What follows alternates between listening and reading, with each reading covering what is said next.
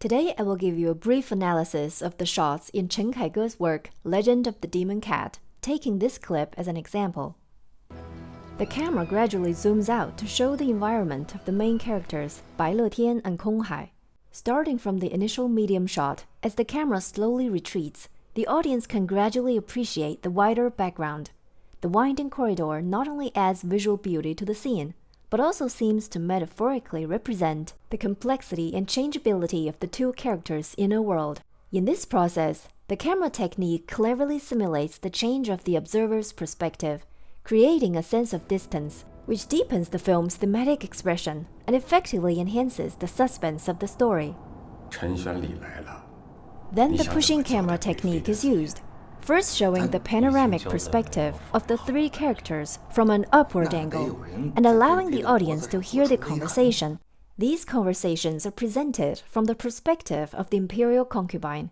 As the camera slowly advances to the faces of the three people, the picture gradually focuses on Gao Lishi's shocked expression. Empress Xuanzong and Huang He attempt to blame Gao Lishi for the murder of the imperial concubine. This camera movement from far to near, combined with the sound of the dialogue, creates an effect that seems to put the audience in the position of the imperial concubine, allowing them to silently observe the conspiracy with her. This treatment not only highlights the loneliness and despair in the concubine's heart, but also foreshadows the tragic end she is about to face. This scene uses a long shot, without background music or character dialogue throughout the whole process, only the sound of wind and swaying flames.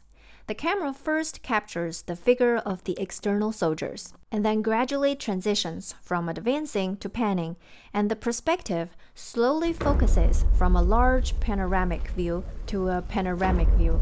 The whole process adopts a voyeuristic perspective sign, and this effect is enhanced by adding a wooden frame as a foreground element, allowing the audience to get a glimpse of the concubine who is about to die.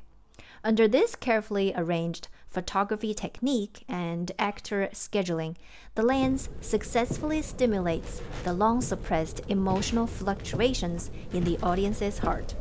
When the army saw the concubine's body, they chose to continue to surrender to the emperor.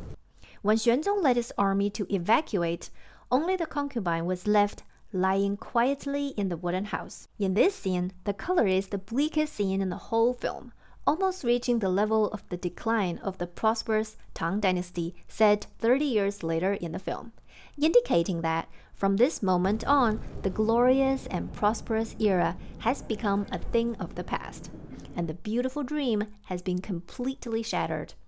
The imperial concubine, who symbolizes and carries the glory of the prosperous times, is like the last bit of red, forever frozen in the long river of history, and the two white dragons who stayed in place to protect her seem to have their souls forever entrusted to that era. In this shot, a frame composition is used, and all the characters are in a crowded and narrow space, in which there is a strong sense of lines.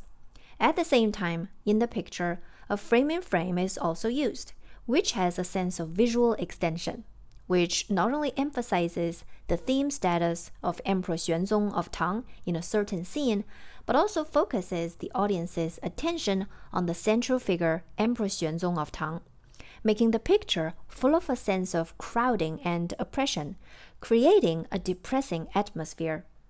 In the picture, the doors, windows, and pillars are the background, and Emperor Xuanzong of Tang in front seems to be trapped in a cage. He turns back layer by layer. The symbolic meaning of the shot is consistent with the cowardly, original appearance of Emperor Xuanzong of Tang. At the same time, this frame composition also implies that Emperor Xuanzong of Tang has been bound all his life